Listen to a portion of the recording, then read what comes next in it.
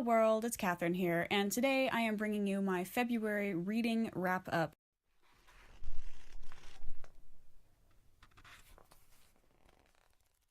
I'm going to try and keep this brief. I'm between shifts at work right now, so I'm going to try and do this as quickly as possible while still giving you all the information that I want to convey.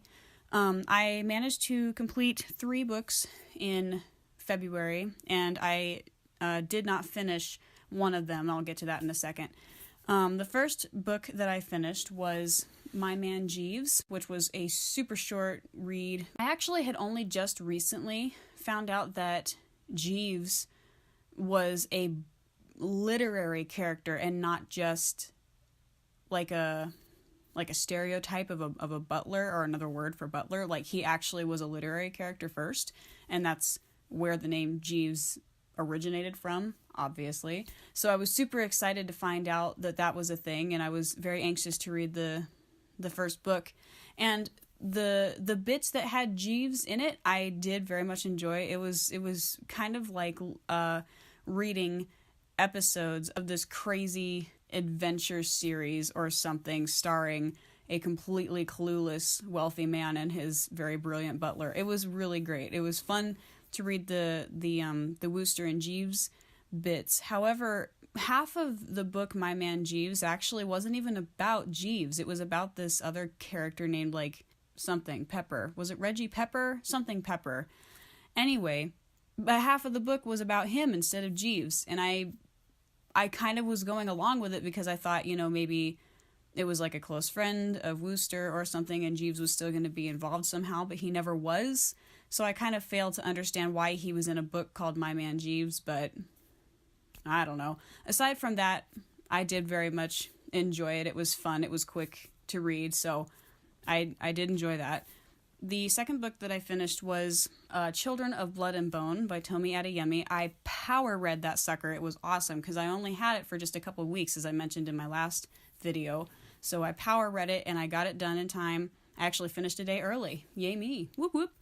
And I understand why it took off, especially in the world of fantasy, because, I don't often describe things as epic, but this really was just epic. I mean, the world that Adeyemi created for the characters and the story and the history of it was just so thought out and portrayed so vividly. It was just epic. I like to describe it to my non-reader friends as like a Black Panther for girls. However, there was an issue that I had with it that made it difficult for me to like really enjoy. Like, I was into it. I was very invested. I wanted to know what was going to happen, but there was the issue of Zane towards the Crown Prince was just an element that I struggled with personally, because very early on in the book, when he meets Princess Amari, he's like totally okay to just accept that even though her family's history is not that great, he's just totally okay to accept the fact that she's different and innocent, which she is.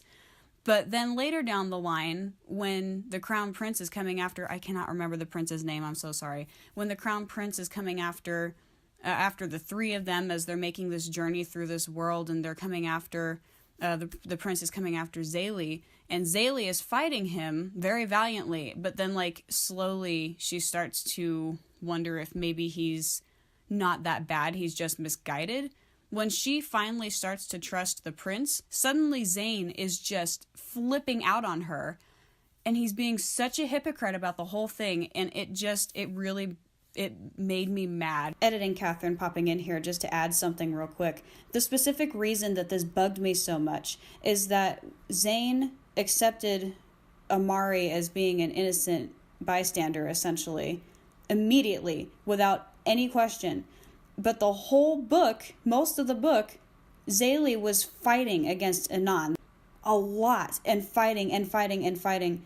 And gradually, over the course of a pretty good period of time, she finally began to trust him bit by bit. Not all at once, but just bit by bit. And even though it took her so much longer to get around to trusting Anon, when she finally did fully trust him, Zane was so irritated at her for trusting him when he had trusted Amari immediately. It made me so irritated.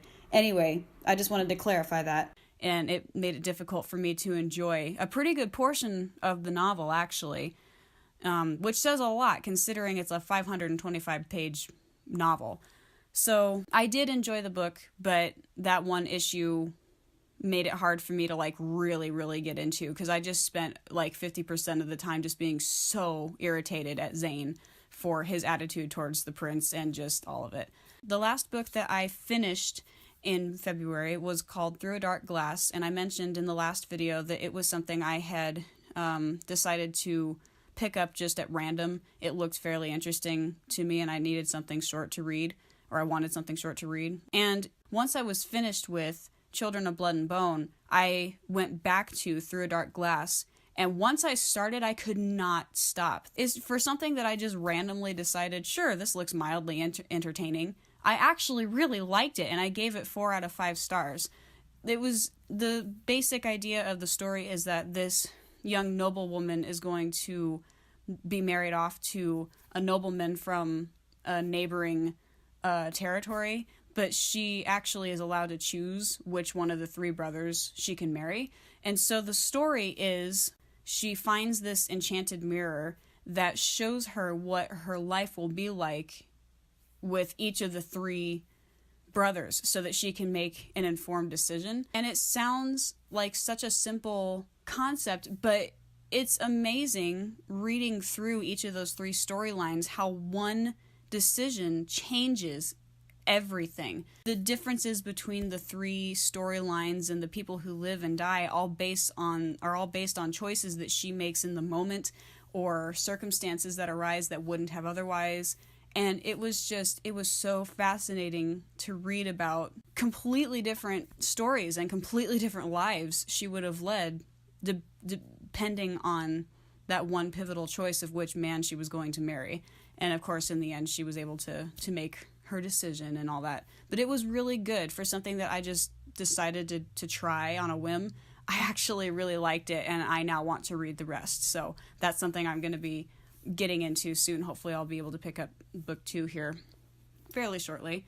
I did have to DNF one book in February, and that book was Lies We Tell Ourselves, which is something I had been reading since January. And when the first week of March rolled around, it like hit me suddenly that I was not enjoying it. Like every time I thought, oh, I need to read this, it was never like I wanted to. It was always like I felt like I had to. And that's usually the point when I decide, okay, I gotta stop because I'm not enjoying it. So I made it a little bit more than halfway through at the point that I decided to DNF the story.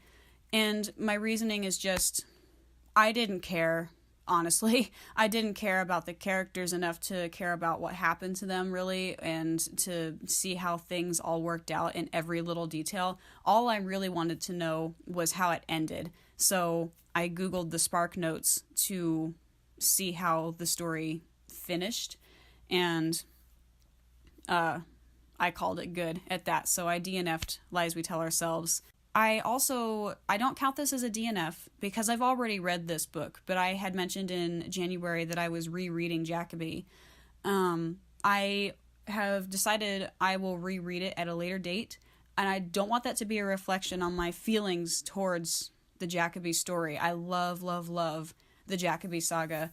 I am not in the mood to reread it at this particular moment in time, so I'm letting that one go for now, and I'll get back to it, I'm sure. As far as what I'm reading now and my March TBR, I actually have just now, like literally within the last half hour, finished A Million Worlds With You by Claudia Gray, which is book 3 in the Firebird trilogy. Suffice it to say for now, I've really, really enjoyed it, and I highly recommend it if you're into science fiction and dimensional travel. It is definitely worth reading, for sure. Currently reading Honor Among Thieves, which is something that I picked up because I'm sure I'll talk about this a little bit more at a later date, but I will sometimes get into what I personally call alien moods. And so I started looking around to see what alien story was out there that seemed interesting to me now, and Honor Among Thieves is what won out, ultimately because the alien species is, they're sentient spaceships, essentially. I'm enjoying it so far. As for my TBR, I've got 3 things on hold at the library that I'm waiting on. I don't think I'll actually get them until next month because of the wait list for them. I'm hoping to get to, like I mentioned, I want to read the second book in the Through a Dark Glass series. I also am hoping to read this new book that comes out, I think, next week called Internment. I hope I said that right. And I think that's it for now as far as like planned reads for this month, because most of the time I don't really like plan what I'm going to read. I just pick up what seems interesting to me at the time. I also want to read A Study in Charlotte this month. It's a Sherlock Holmes, not retelling, but like the descendants of Sherlock and Watson kind of story. And I'm hoping that this one will be better than The Daughter of Sherlock Holmes, which I read last year and didn't really care for. All right, I think that's about all I got for now. Sorry, I had to keep this pretty short, but I am in between shifts at work, like I said, and I still need to eat before I go back tonight.